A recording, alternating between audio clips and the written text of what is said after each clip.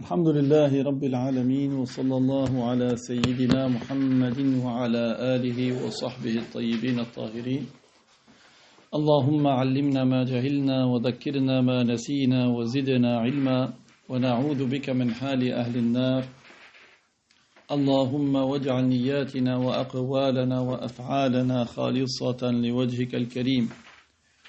La louange est à Allah, le Seigneur des mondes, que Allah honore et élève davantage le rang de notre maître Muhammad sallallahu alayhi wa sallam et qu'il préserve sa communauté de ce qu'il craint pour elle. Nous demandons à Allah qu'il nous fasse apprendre ce que nous ignorons, qu'il nous fasse nous rappeler ce que nous avons oublié et qu'il nous augmente en connaissance. Et nous lui demandons de nous préserver de l'état des gens de l'enfer. Nous demandons à Allah qu'il fasse que nos intentions, nos actes et nos paroles soient accomplis sincèrement par recherche de son agrément. قال المؤلف رحمه الله تنبيه. Donc l'auteur, que Dieu lui fasse miséricorde, a dit avertissement. قال ثم هنا فائدة مهمة وهي أنه إذا شخص حصل منه كلام يحتمل معنيين فأكثر بعضها كفر وبعضها ليس بكفر وشك أي المعنيين منها أراد حين نطقه. Donc le cheikh il dit information utile, très importante. C'est que si quelqu'un il est provenu de lui des paroles et des paroles qui admettent deux sens ou plus, paroles qui admettent deux sens ou plus. Certains étant de la mécréance et d'autres n'est pas de la mécréance. Donc quelqu'un il a parlé, il a dit quelque chose qui peut être de la mécréance, donc la phrase peut être de la mécréance et elle peut ne pas être de la mécréance. Et la personne après avoir parlé, elle a douté lequel des deux sens elle avait visé. Est-ce qu'elle avait visé le sens qui est une mécréance ou elle avait le sens qui n'est pas de la mécréance. Donc pourquoi ? Parce que la phrase elle-même, elle admet plusieurs possibilités. La phrase, elle admet plusieurs possibilités. Donc, au moment de parler, quel sens il avait visé ? Il ne se rappelle plus. Il a oublié, mais il a douté. Il se dit, c'est possible que j'ai visé le sens de la mécréance, c'est possible que j'ai visé le sens qui n'est pas de la mécréance. C'est ça le doute. قال فتشهد للاحتياط للخلاص منها إن كان أراد المعنى الكفري نفعه هذا التشهد. Donc si il dit les deux témoignages par précaution au cas où il avait visé le sens qui est dans la mécréance. Donc s'il fait les deux témoignages par précaution au cas où il avait visé le sens qui est une mécréance, eh bien, cela lui sera utile. Ce témoignage par précaution lui sera utile. أي أنه لا يلزمه أن يتشهد من جديد إذا تذكر بعد ذلك أنه كان قد قصد المعنى الكفري. Qu'est-ce que ça veut dire que ce témoignage de précaution lui est utile ? C'est-à-dire que il ne devra pas refaire le témoignage une deuxième fois pour cette même question, même s'il se rappelle qu'il avait effectivement visé le sens qui est une mécréance. Vous voyez donc, en fait, il a dit, il a parlé. Il a dit une expression, une phrase,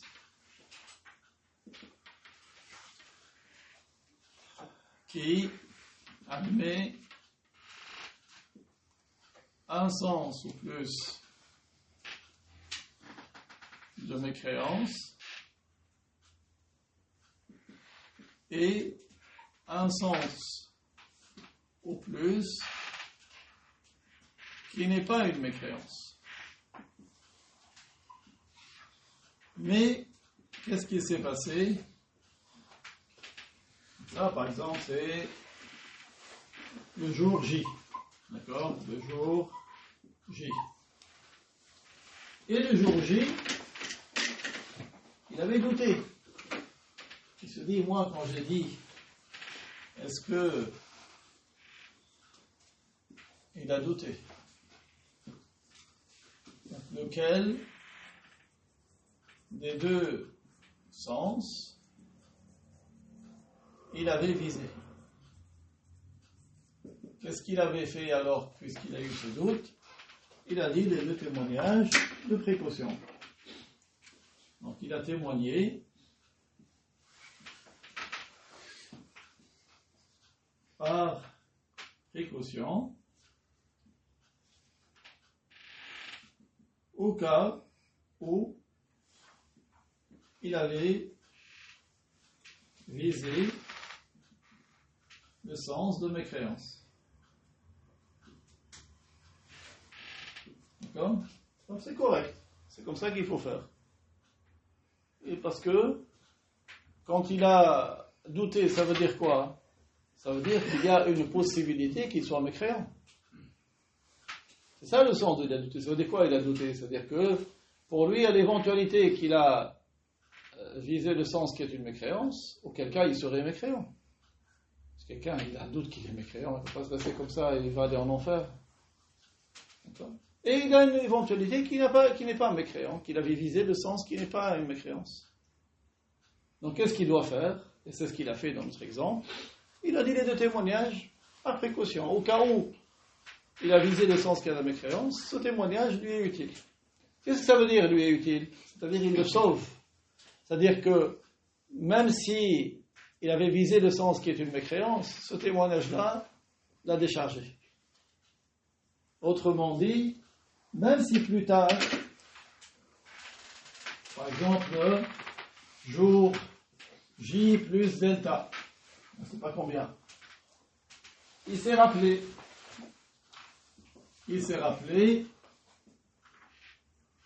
effectivement que le jour J, il avait visé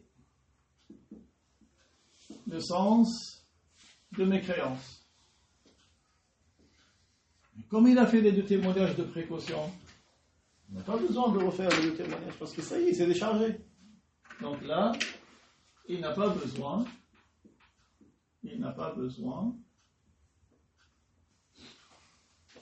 de dire le témoignage. Pourquoi? Parce que les témoignages de précaution lui ont été utiles. Ils l'ont déchargé. Et c'est ça le sens de la témoignage de précaution. C'est qu'il le décharge dans le cas où il a commis une mécréance.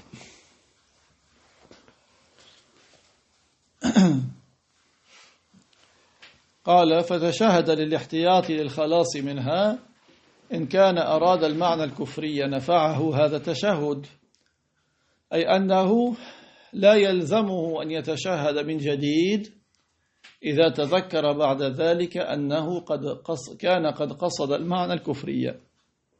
Okay, donc c'est ce qu'on vient de dire. Donc il a fait les témoignages de précaution pour se débarrasser de cette mécréance possible, dans le cas où il avait visé le sens de mécréance. Alors ce témoignage de précaution lui sera profitable, c'est-à-dire qu'il ne lui est pas requis, il n'est pas obligé de témoigner à nouveau s'il se rappelle par la suite qu'il avait visé le sens qui est une mécréance. ولكن إن كان يتذكر الكلمة التي قالها ويتذكر أنه قصد منها معنى هو كفر بالإجماع لا يختلف في كونه كفرا ولكن لجهله لم يعلم أن هذا كفر فلا ينفعه تشهد الاحتياط عندئذ بل يتشهد جزما بعد علمه للحكم واعتقاده الصواب. Par contre, وكذلك إن كان هذا الكفر من الكفر الصريح فلا بد له أن يتشهد جزما للخلاص من الكفر. Donc si il se rappelait de la parole qu'il a dite, et il se rappelait qu'il avait visé un sens qui est une mécréance par l'unanimité. Donc, alors on n'est pas dans le cas où il a douté, on est dans le cas où il s'est rappelé. Donc le jour J, il a dit une parole qui admet deux sens, mais lui, il se rappelle qu'il avait visé le sens qui est de la mécréance. C'est pas qu'il a oublié. Dans le premier cas, il a oublié. Dans le deuxième cas, il se rappelle, même si la parole elle a deux sens. Mais lui, il se rappelle qu'il avait visé le sens qui est une mécréance par l'unanimité. Il n'y a pas de divergence à ce sujet que c'est une mécréance. Mais lui, par son ignorance, il n'a pas su que c'était une mécréance. Donc le témoignage de précaution ne lui est pas utile à ce moment-là. Il devra dire les deux témoignages catégoriquement après avoir appris le jugement et avoir eu la croyance correcte. Donc si c'était lui et quelqu'un d'ignorant, il avait dit une parole et lui il avait visé, il se rappelle qu'il avait visé le sens qui est une mécréance, mais tellement il est ignorant, il n'a pas su que dans ce cas-là il doit dire les deux témoignages de manière catégorique. Il a dit les témoignages par précaution, ça ne lui est pas utile. Pourquoi ça ne lui est pas utile? Parce que lui il avait visé le sens de mécréance. Comme il est sûr qu'il avait visé le sens de mécréance, le témoignage de précaution ne lui est pas utile. قال وكذلك إن كان هذا الكفر من الكفر الصريح فلا بد له من أن يتشهد جزما للخلاص من الكفر. De même, si c'est une mécréance qui est univoque, il y a une parole qui n'a qu'un seul sens, qui est de la mécréance. C'est un troisième cas maintenant. Quelqu'un il dit une parole qui n'a qu'un seul sens, qui est une mécréance. Il est indispensable qu'il fasse les témoignages catégoriquement pour se débarrasser de la mécréance. S'il ne dit pas les témoignages, il est mécréant. S'il dit les témoignages par précaution, il est mécréant. Parce qu'il a dit les témoignages en doutant si c'est une mécréance ou pas, alors que c'est une mécréance. D'accord ? Donc vous voyez que c'est important. Les témoignages de précaution, dans certains cas, on les dit, dans d'autres cas, ils ne sont pas valables. Ils ne servent pas à la personne.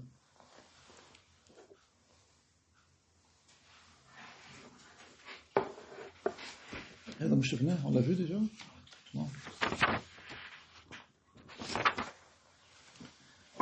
قال وأما تعزير الولي الغائب بالوجد مثلا فيكون بحبسه عن الناس وعزله عنهم ونحو ذلك وذلك من قبل الخليفة حتى لا ينفتن به بعض الناس. Alors il a dit, dans certains cas, il y a des saints qui, tellement leur cœur est pris par l'amour pour Dieu, qu'ils en perdent la raison. Il y a des saints, tellement leur cœur est pris par l'amour pour Allah, qu'ils en perdent la raison. Donc s'il perd la raison, il n'est plus responsable de ses actes. Et s'il n'est plus responsable de ses actes, il est possible, puisqu'il n'a plus sa raison, qu'il prononce des paroles de mécréance. Mais il ne sort pas de l'islam, parce qu'il n'est plus responsable de ses actes. Donc, qu'est-ce que le gouverneur fait dans ce cas-là? Eh bien, il va lui appliquer une mesure disciplinaire. Soit il le met à l'écart des gens, ou ce qui est de cet ordre. Pourquoi? Parce que certains gens du commun, peut-être qu'ils ne font pas faire la différence. Lui, il n'est pas responsable de ses actes.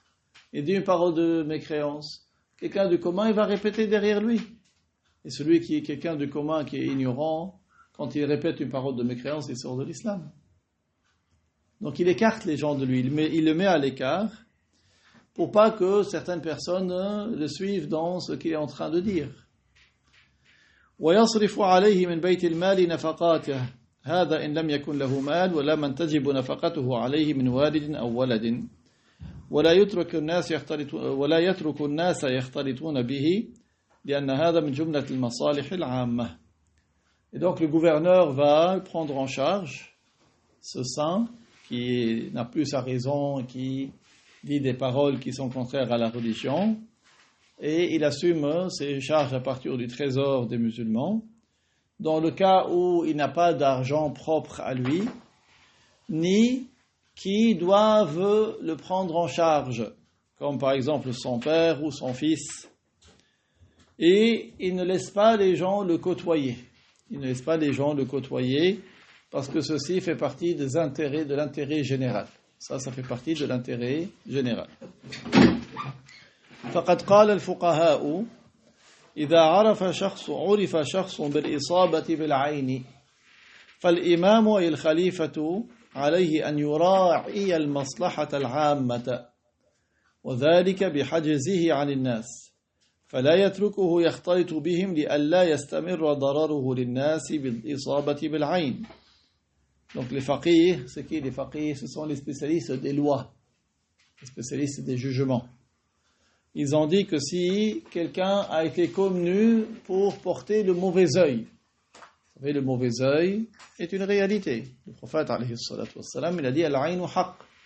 Pour cela, la personne, elle ne va pas s'exhiber au grand jour quand elle a quelque chose de bien. Elle fait preuve de discrétion par crainte des mauvais œils. D'accord? Et elle récite son tahsin.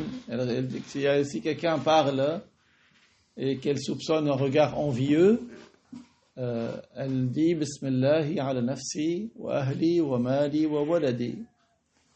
Bismillahi ala nafsi wa ahli wa mali wa waladi. Ça, c'est pour se préserver. Et le prophète a dit si quelque chose vous plaît chez votre frère, dites Bismillahi ma sha'Allah, tabarakallah. Ne dis pas qu'il est beau ton pull, que tes enfants sont jolis, Et si quelqu'un te fait le rappel, tu dis Bismillah, tu dis pas non, moi je porte pas le mauvais œil. Ok, tu portes pas le mauvais œil, mais qu'est-ce qui te prive d'évoquer Dieu? Certains, comme si tu lui avais. Mais s'il te fait le rappel, c'est pour que tu évoques Dieu. Où est le mal? D'accord? Donc, mais en tout cas, le mauvais œil, il est porté lorsque le regard est envieux et qu'il y a une mauvaise parole. C'est pas systématiquement que quelqu'un porte le mauvais œil. Il ne faut pas aussi tomber à accuser à tort et à travers. D'accord? Donc, c'est lorsque le regard est envieux et il y a une parole qui est mauvaise. Ce n'est pas une parole d'évocation de Dieu. D'accord? C'est arrivé même à l'époque des compagnons que certains ont porté le mauvais œil à d'autres. Donc, les savants, les faqih, ils ont dit si quelqu'un il est connu pour porter le mauvais œil, oui, si quelqu'un porte le mauvais œil, le prophète alayhi salatu wassalam a dit si on vous demande de faire le wudu pour soigner quelqu'un à qui vous avez porté le mauvais œil, alors faites-le, ne refusez pas.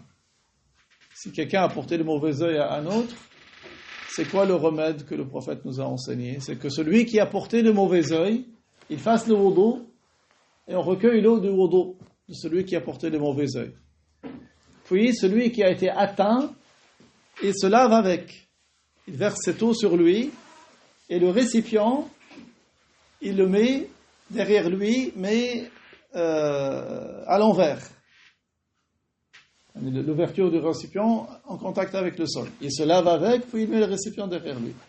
Le prophète, alayhi salatu wassalam, il a dit, si on vous demande de faire le wudu, ne dites pas, non, fais le wudu. D'accord? Fais le wudu. Donc si quelqu'un a été connu pour porter le mauvais œil, qu'est-ce que fait le gouverneur des musulmans? Il va le mettre à l'écart des gens. Il ne laisse pas côtoyer les gens pour pas que sa nuisance perdure en leur portant le mauvais œil. Et ça, c'est un des intérêts, c'est compté au nombre de l'intérêt général. قال وما يحصل من الكلام الكفري من هذا الولي حالة غيبة عقله لا يكتب عليه لأن الولي معصوم من الكفر. Et donc le cheikh a dit, quant à ce wali, le saint qui a perdu la raison, quand il dit des paroles de mécréance, lui, il n'est pas responsable de ses actes. Donc, au moment où il n'a pas sa raison, il n'est pas responsable de ses actes. Donc, les paroles de mécréance ne sont pas inscrites pour lui, parce que le wali, le saint, il est protégé de la mécréance. Le saint, il est protégé de la mécréance. Allah protège le saint de la mécréance. Celui qui atteint la sainteté, il ne devient pas un ennemi de Dieu. Même s'il peut commettre des grands péchés, mais il ne devient pas un mécréant. لأن من صار من أحباب الله لا ينقلب بعد ذلك عدوا لله. Parce que celui qui est devenu au nombre de ceux que Allah a agréés, Il ne va pas changer pour devenir un nombre de ceux que Allah, à qui Allah promet le châtiment, menace du châtiment. قال الولي لو كان في حالة غيبوبة عقله فصدر منه كلام فاسد يزجر بالحبس والانتهار والضرب. Donc le saint, même si il a perdu la raison, au moment où il a perdu la raison, il a dit des paroles qui ne sont pas correctes, des paroles contraires à la religion, on le réprimande.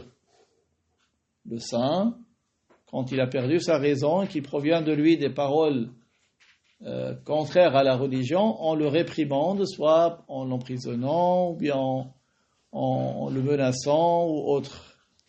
لأنه لو كان تلك الساعة غائب العقل يؤثر فيه الضرب والزجر كما أن الحمار الذي ليس له عقل إذا أساء التصرف إذا صرخنا عليه أو ضربناه يكف ويغير هيئته كذلك هذا الولي لا يترك.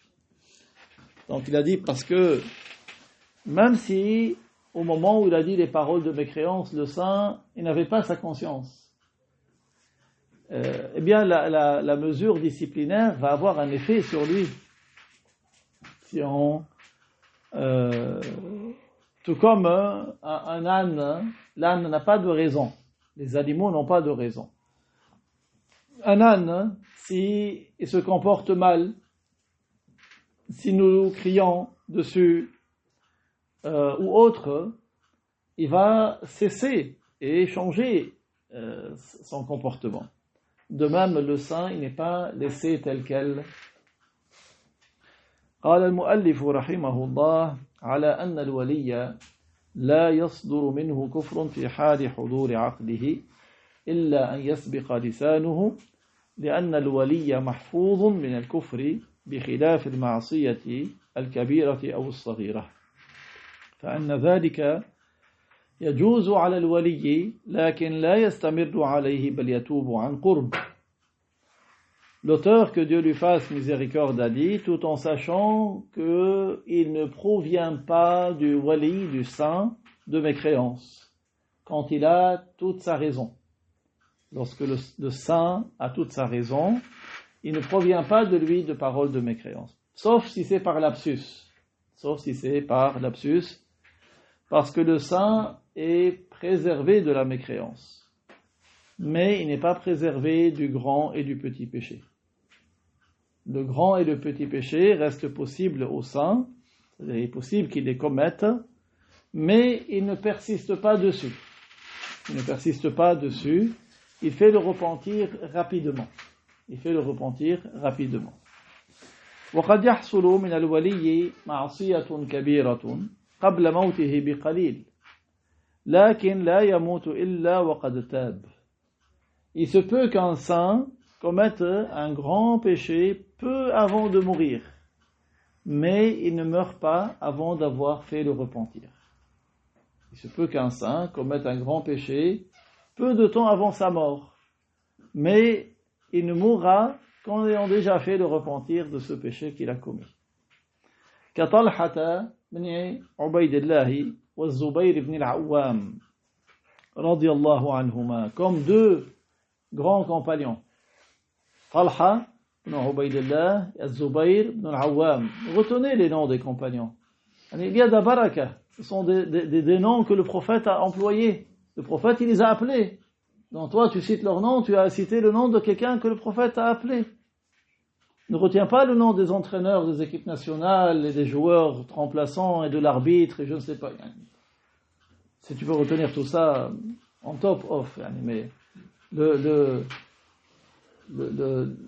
retiens les noms des compagnons, les noms des gens qui ont un haut degré. C'est ça qui est intéressant pour toi. C'est des gens, peut-être qu'en les citant, tu reçois de la baraka. Talha ibn Ubaydillah et Zubayr ibn al-Awwam font partie des 10 à qui le prophète a annoncé la bonne nouvelle du paradis.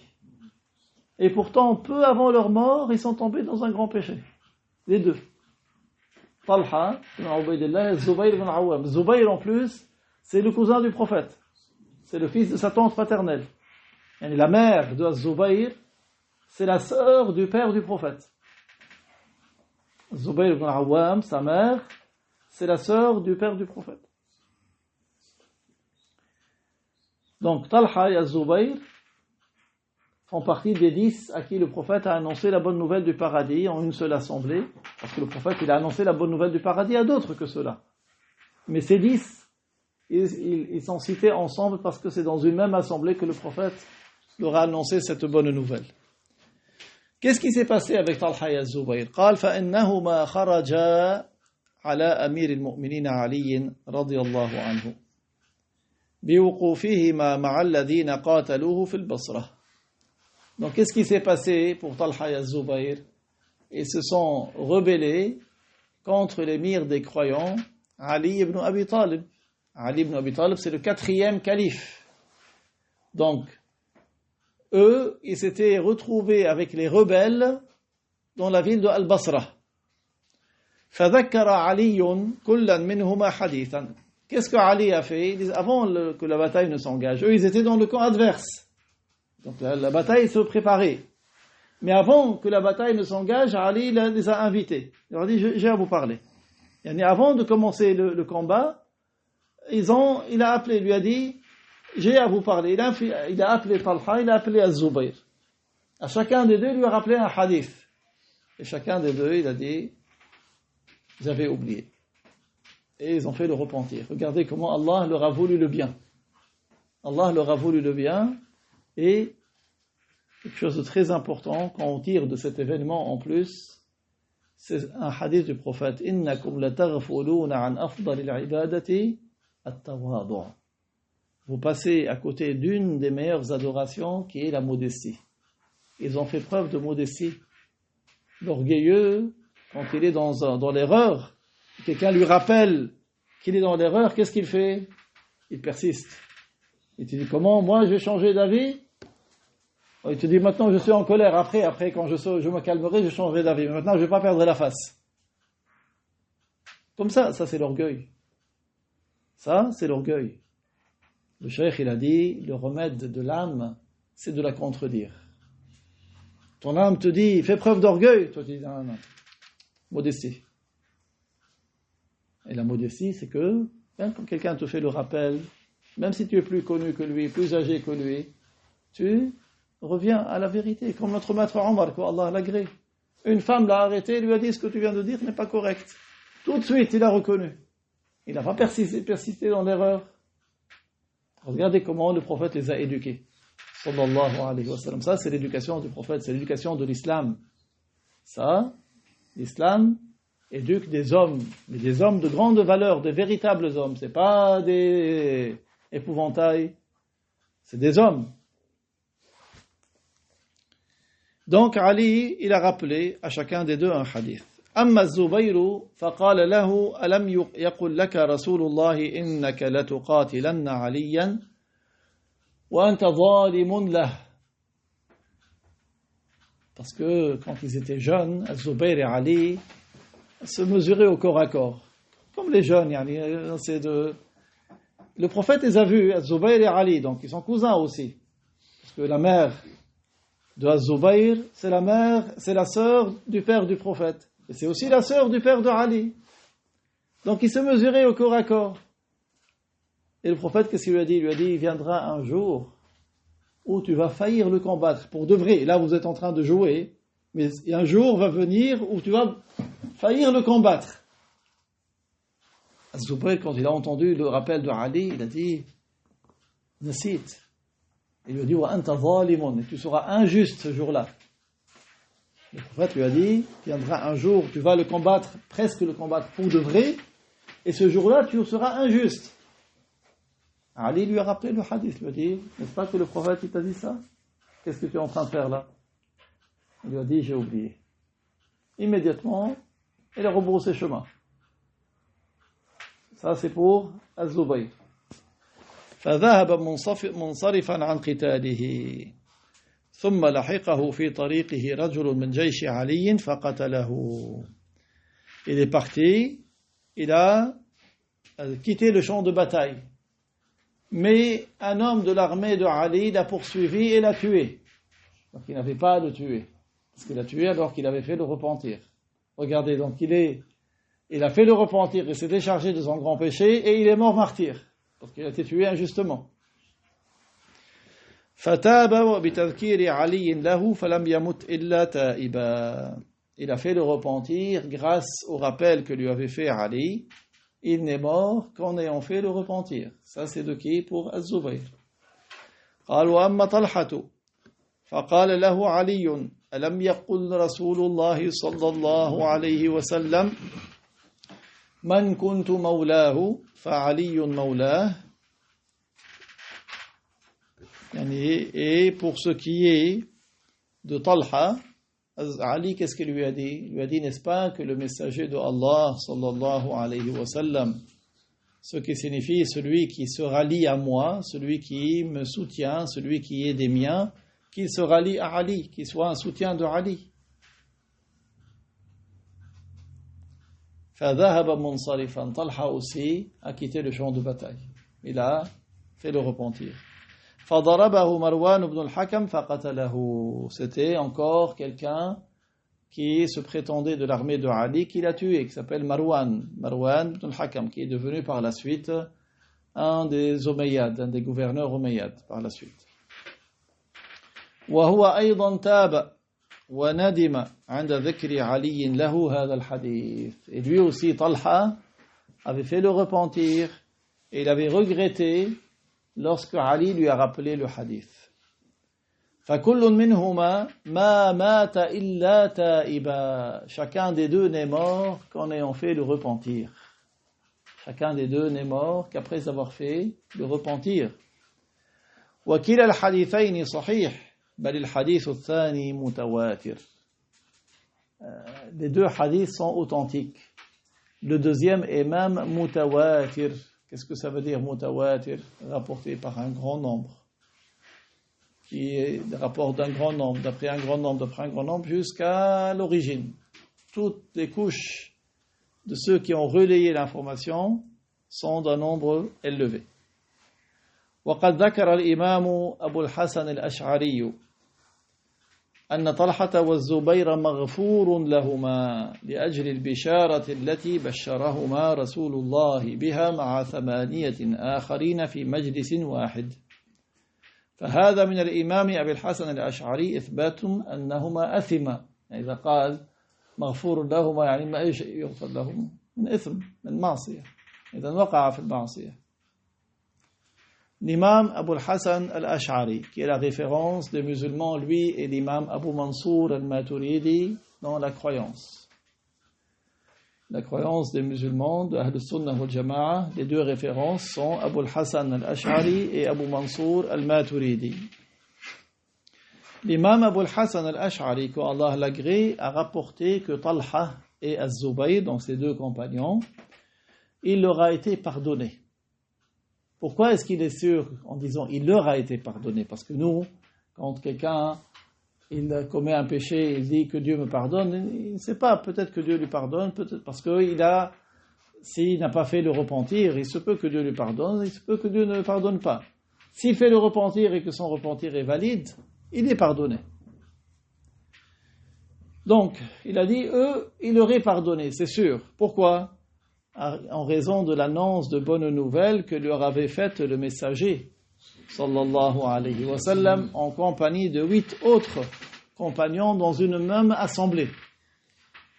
Parce que ça aussi c'est mutawatir, que le prophète a annoncé le paradis à ces 10 là, dans une même assemblée. Et donc, quand Imam al-Ash'ari a dit il aura été pardonné, qu'est-ce que ça sous-entend? Eh bien, ça sous-entend que l'imam Abu al-Hassan al-Ash'ari a confirmé qu'ils étaient dans le péché. Donc s'il leur est pardonné, c'est qu'ils étaient dans le péché. Et ça veut dire quoi qu'ils sont dans le péché? C'est-à-dire se rebeller contre Ali est un péché. C'est ça le sens. C'est ça ce que le cheikh il veut démontrer ici. Ça veut dire que se rebeller contre Ali, ce n'est pas une mince affaire. C'est pas comme certains ignorants, ils disent non, rentre pas dans ce qui s'est passé entre les compagnons. Ça c'est à cause de ton ignorance. Si tu ne sais pas, apprends. Même si tu sais beaucoup d'autres choses. Si sur ce sujet-là, tu ne sais pas, apprends. Il n'y a pas de honte à apprendre. Donc voilà, l'imam Abu al-Hasan al-Ash'ari duquel tu te réclames, si tu te réclames de lui, lui-même il a dit qu'il leur a été pardonné. Ça veut dire quoi qu'il leur a été pardonné? C'est qu'ils sont tombés dans le péché. Pourquoi ils sont tombés dans le péché? Parce qu'ils étaient contre Ali. Tout simplement. وكذلك قال في حق عائشة لأجل أنها مبشرة أيضا وكانت ندمت ندما شديدا من وقوفها في المقاتلين لعلي حتى كانت حين تذكر سيرها إلى البصرة ووقوفها مع المقاتلين لعلي تبكي بكاء شديدا يبتل من دموعها خمارها رضي الله عنها وأرضاها. L'imam al-Ash'ari a dit la même chose à propos de notre dame Aïcha, que Allah l'agrée. Parce que Aïcha, elle aussi, elle a reçu la bonne nouvelle qu'elle sera au paradis. Quand elle a posé la question, qui parmi tes femmes seront au paradis au prophète? Il lui a dit, tu en fais partie. Toutes les femmes du prophète sont des saintes vertueuses, toutes seront au paradis. Et Aïcha aussi, donc elle a reçu cette annonce de bonne nouvelle. Donc c'est une sainte. Donc ça veut dire que elle aussi, il lui est pardonné. L'imam Abu al-Hasan al-Ash'ari a dit, il lui a été pardonné à Aïcha. Parce qu'elle aussi, elle a reçu la bonne nouvelle. Elle avait fortement regretté d'avoir marché sur Al-Basra, parce qu'elle était au retour d'un pèlerinage, et lui ont dit, viens avec nous pour réconcilier avec Ali. Et donc, elle était sur son chemin de Al-Basra, et elle avait entendu des aboiements de chiens. Elle a dit, comment s'appelle cet endroit? Ils lui ont dit, c'est le Hawab. Elle leur a dit, ramenez-moi à Médine, je veux revenir. Pourquoi? Parce que le prophète a dit une fois à ses épouses, laquelle d'entre vous, sur son passage à Al-Hawab, elle sera sur un chameau poilu et les chiens vont aboyer. C'est un hadith. Elle avait entendu. Et le prophète lui a dit, ce qui signifie, veille à ce que ce ne soit pas toi, Aïcha. Donc, elle leur a dit, ramenez-moi. Elle leur a dit, non. Ils lui ont dit, non, c'est pas le Hawab, c'est un autre endroit. Et elle a oublié, ils ont continué. Allah a prédestiné qu'elle continue son chemin. Après, quand elle se rappelait de cela, elle pleurait tellement de regret que ses larmes mouillées s'envoilent.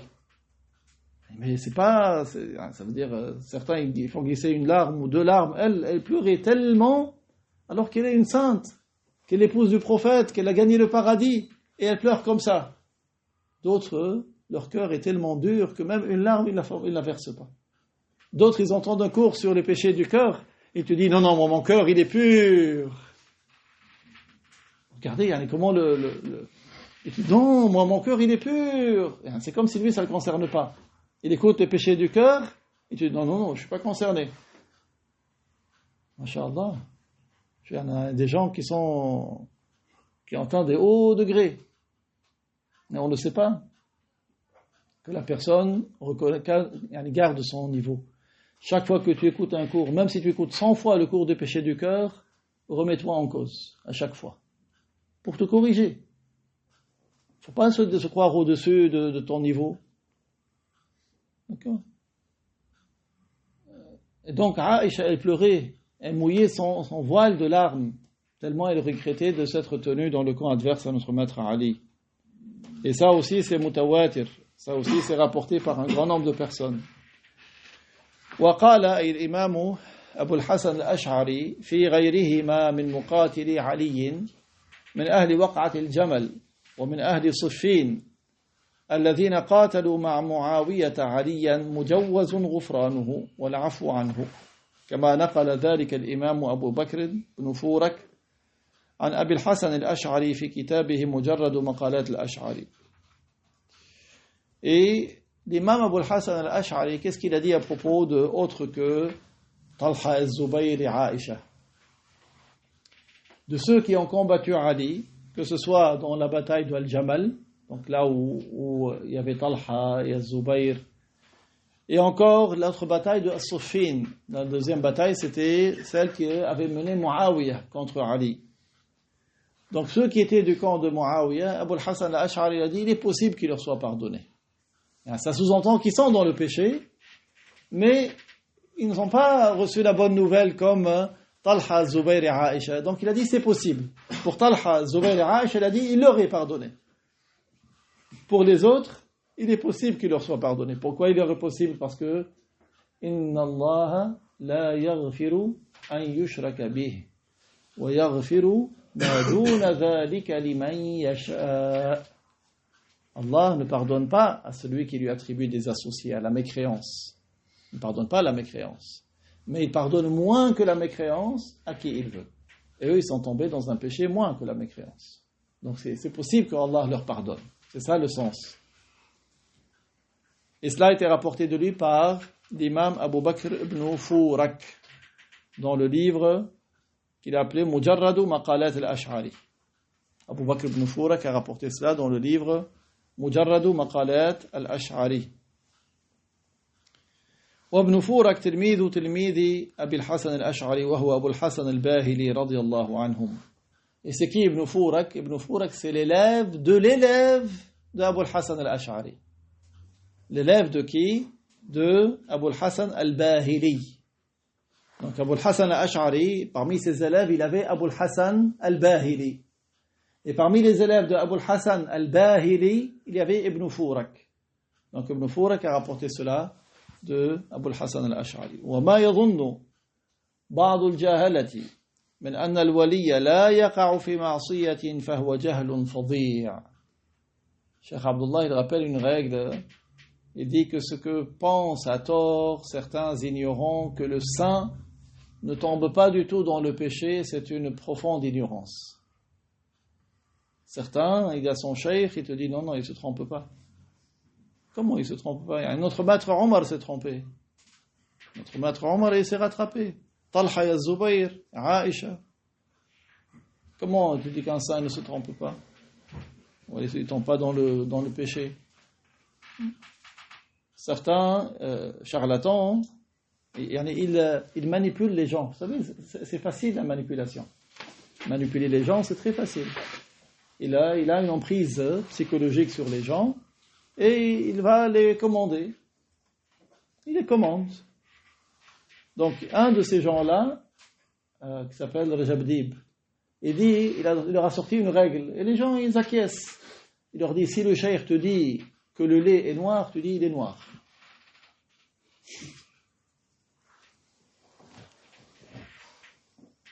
C'est pas comme ça.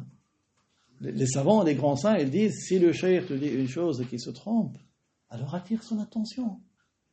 S'il se corrige, tant mieux, sinon tu ne suis pas sur cette erreur. C'est ça la règle que les saints, ils enseignent, et les savants, et les walis, et les cheikhs des tariqas. En soi, il faut toujours être avec la loi. Comment est-ce qu'on connaît la valeur des gens si ce n'est avec la loi? Comme a dit notre maître Ali, on connaît la valeur des gens par la loi. Ce n'est pas par les gens qu'on connaît la loi, mais c'est par la loi qu'on connaît les gens.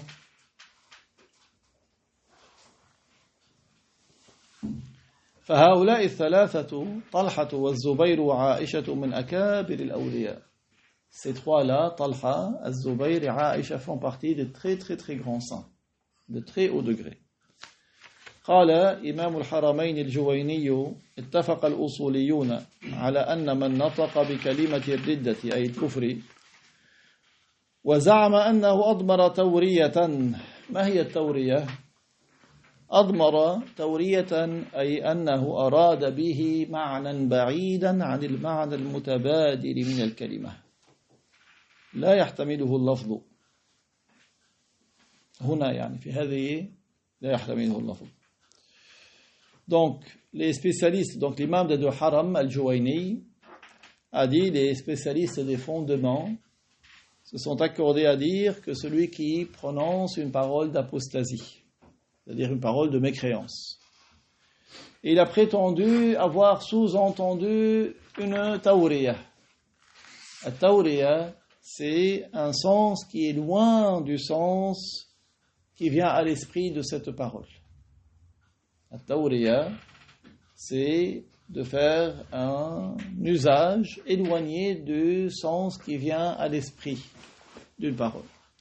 Et donc ici, dans le cas où quelqu'un dit une parole de mécréance et prétend une tawriya qui n'est pas admise par cette parole-là. Donc ce n'est pas, dans certains cas, la tawriya, elle peut avoir un sens, elle peut être acceptée. Mais ici, dans l'exemple que Al-Juwayni a cité, c'est-à-dire qu'il ne peut pas admettre ce mot qu'il a employé ou cette expression qu'il a dite, n'admet pas ce sens éloigné qu'il a prétendu. C'est qu'il est déclaré mécréant. Pour nous, il est mécréant, et selon le jugement de Dieu, il est mécréant également. Et il était d'accord avec les spécialistes des fondements, parce qu'il a rapporté ça des spécialistes des fondements. Il était d'accord avec eux dans cette règle. Autrement dit, l'interprétation éloignée n'est pas acceptée de sa part. بعامية بعض البلاد يلعن رسول الله ويقول قصدي برسول الله الصواعق. Comme celui qui dit dans certains dialectes de certains pays, il dit malédiction ou que soit maudit l'envoyé de Dieu, et il dit mais moi je vise par l'envoyé de Dieu la foudre, parce que la foudre elle est envoyée par Dieu. Depuis quand on dit que tiens, j'ai vu l'envoyé de Dieu, tu dis quand tu vois la foudre, tu dis j'ai vu la foudre. Ben même si il dit oui mais c'est la foudre, c'est Dieu qui l'envoie, mais c'est pas un usage admis ici. Vous voyez? Donc là il est mécréant.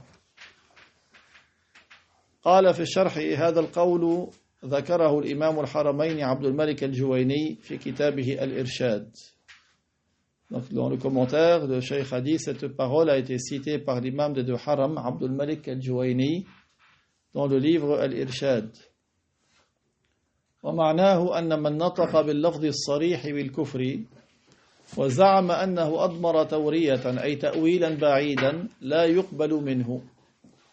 La signification est que celui qui prononce une parole qui est univoque, une parole qui n'a qu'un seul sens, qui est un sens de mécréance, et qui a prétendu qu'il avait sous-entendu une interprétation éloignée, mais qui n'est pas admise pour ce mot-là. هذا قال لا يقبل منه بل يكون كافرا ظاهرا وباطنا. Donc cette interprétation éloignée qu'il a prétendu sous-entendre, elle n'est pas acceptée de lui et il est mécréant, il est déclaré mécréant pour nous et selon le jugement de Dieu. قال وقول إمام الحرمين المذكور محمول على التورية التي لا يحتملها اللفظ. Donc cette règle émise par Al-Juwayni, l'imam des deux Haram, concerne la tawriya, le sous-entendu, qui n'est pas admis par cette expression. أما التورية التي يحتملها اللفظ فإنها تنفع بالتأويل فليعلم ذلك. Par contre, la tawriya, le sous-entendu, que peut admettre une expression, avoir sous-entendre quelque chose, c'est une interprétation qui est acceptée lorsque le sous-entendu est quelque chose qui est admis dans la langue. Le sous-entendu est bénéfique pour la personne. Ça évite à la personne certaines choses, que l'on sache cela. D'accord? Donc ce n'est pas dans tous les cas que le sous-entendu n'est pas admis. Mais si c'est un sous-entendu qui est admis dans la langue, il est admis. قال وهذا دليل على أنه لا يؤول كل لفظ منحرف. Donc cette règle de Al-Juwayni est une preuve qu'on ne va pas accepter l'interprétation de n'importe quelle expression qui est tordue. Pas n'importe quelle expression qui est tordue, qui n'est pas correcte, dont on accepte l'interprétation. وإنما يؤول ما كان تأويله قريبا. Mais on admet l'interprétation pour un sens qui est proche, un sens qui est admis par l'expression. Dans ce cas-là, on peut admettre, on accepte une interprétation. Si quelqu'un dit, mais moi je voulais dire telle chose, Dans le sens, quand il est proche, oui. Mais si c'est un proche qui n'est pas admis dans la langue, et c'est un sens éloigné, alors l'interprétation, elle n'est pas acceptée. قال وأما ما كان صريحا في المعنى الفاسد فلا يؤول. Quand il s'agit d'une expression qui est univoque dans un sens qui est corrompu, alors l'interprétation n'est pas acceptée. فالحذر من هؤلاء الذين يؤولون الصريح لمن يفهم معناه. Le cheikh a dit, méfiez-vous de ceux qui interprètent par un autre sens que le sens apparent une expression, des expressions univoques qui n'ont qu'un seul sens, de la part de quelqu'un qui en comprend la signification. Il comprend la signification et il dit non, mais lui il avait visé autre chose et cette autre chose n'est pas admise dans la langue. Et le cheikh il a donné quelques exemples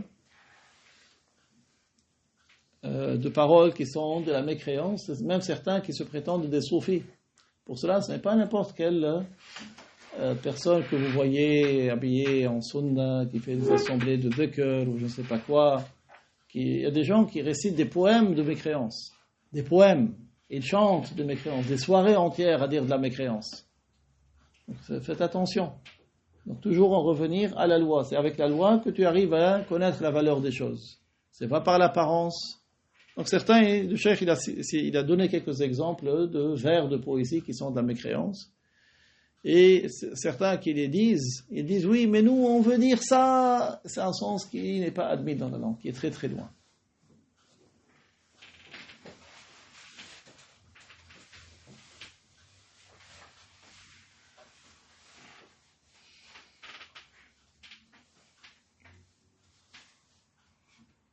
Certains ils disent par l'évocation de Dieu les péchés augmentent.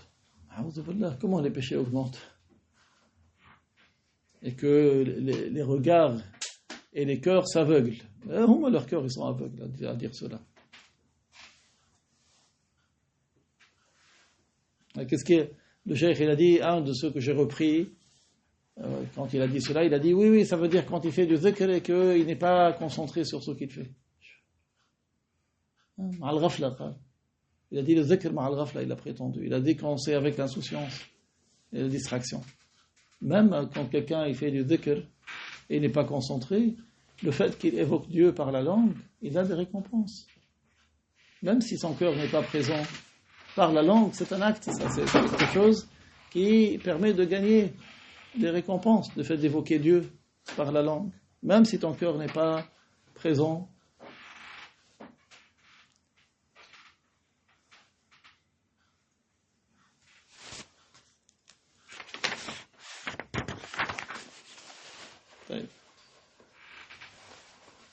Inch'Allah, nous poursuivrons une autre fois sur cela. On a fait, il y a longtemps on n'a pas fait sur ce livre.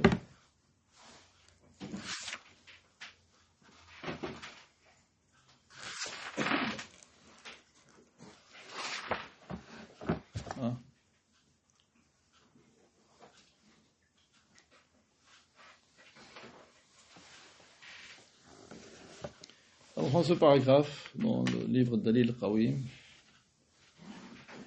قال البرهان على قيام الله تعالى بنفسه واستغنائه عن غيره. Donc la preuve que Allah Ta'ala existe par lui-même et n'a besoin de nul autre que lui. قال اعلم أن معنى قيامه بنفسه هو استغناؤه عن كل ما سواه فلا يحتاج إلى مخصص له بالوجود لأن الاحتياج إلى الغير ينافي قدمه. Donc le cheikh a dit, sache que la signification de al-qiyamu bi nafsihi, donc le fait que Allah existe par lui-même, ça veut dire qu'il n'a besoin de rien. Il n'a donc pas besoin de qui l'a spécifié par l'existence. Allah n'a pas besoin de qui l'a spécifié par l'existence. Nous, on a besoin de qui nous a spécifié par l'existence. On n'existe pas par nous-mêmes. Parce que le besoin d'autrui contredit l'exemption du début. Celui qui a besoin d'autrui, il a un début. Or, Allah, il a été confirmé qu'il est obligatoirement exempt de début, exempt de fin. وقد ثبت وجوب قدمه وبقائه فانتفى عنه أن يكون صفة. Donc il est impossible que Allah soit un attribut. بل هو ذات موصوف بالصفات. Allah est un être qui a des attributs. القدرة والإرادة والعلم وسائر صفاته. Il a l'attribut de la puissance, l'attribut de la volonté, l'attribut de la vie et le reste des attributs. فلو كان صفة لازم أن يكون قدرة وإرادة وعلما وكلاما وسمعا وحياة. Si il était un attribut, alors il aurait été une puissance, il aurait été une volonté, il aurait été une science, il aurait été une parole, il aurait été une ouïe, il aurait été une vie. وذلك ظاهر البطلان, et ceci est clairement faux. إذ لا يعقل أن تكون القدرة هي السمع, parce qu'il n'est pas valide selon la raison que la puissance soit l'ouïe et la vue et la vie et la volonté. Parce qu'Allah il est unique. فظهر فساد قول بعض الناس في هذا العصر إن الله قوة أوجدت العالم. Donc il apparaît clairement l'invalidité de certains contemporains qui disent que Allah est une puissance, une force qui a fait exister ce monde. Même les kuffars ils disent c'est la nature. بل هو ذات موصوف بالقوة. Allah est un être qui a pour attribut la puissance. قال تعالى إن الله هو الرزاق ذو القوة المتين. Allah, il est celui qui accorde la subsistance, il est celui qui a la puissance, qui est tout puissant. Dans Surat Al-Dhariyat, verset 57. هذا من شيء من كلام الشيخ في هذا الكتاب. Donc quelques informations de notre cheikh dans ce livre. قبل أن ننتهي نأخذ شيئا من الفوائد. Donc للفائدة ورد في صحيح البخاري عن جابر الأنصاري رضي الله عنه قال كان رسول الله صلى الله عليه وسلم يعلمنا الاستخارة في الأمور كلها كما يعلمنا السورة من القرآن.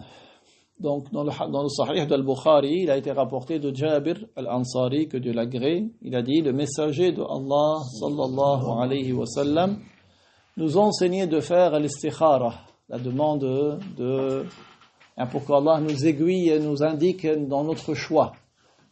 Il nous a enseigné l'istikhara en toutes choses, tout comme il nous a enseigné les surahs du Coran. Ils nous ont enseigné la surah du Coran, ils nous ont enseigné aussi l'invocation de l'istikhara. يقول إذا هم أحدكم بالأمر فليركع ركعتين من غير الفريضة ثم ليقل. Donc il a dit ce qui signifie quand l'un d'entre vous envisage de faire quelque chose alors qu'il fasse 2 rak'a, une prière surérogatoire de 2 rak'a, puis il y en a autre que l'obligatoire, puis qu'il dise, et c'est ça l'invocation de l'istikhara, Allahumma inni astakhiruka bi'ilmik wa astaqdiruka biqudratik وأسألك من فضلك العظيم.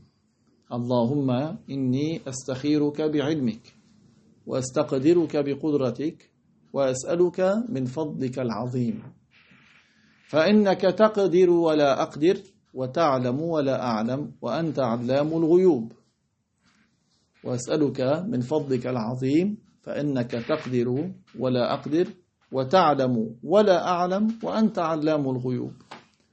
اللهم إن كنت تعلم أن هذا الأمر خير لي في ديني ومعاشي وعاقبة أمري فاقدره لي ويسره لي ثم بارك لي فيه.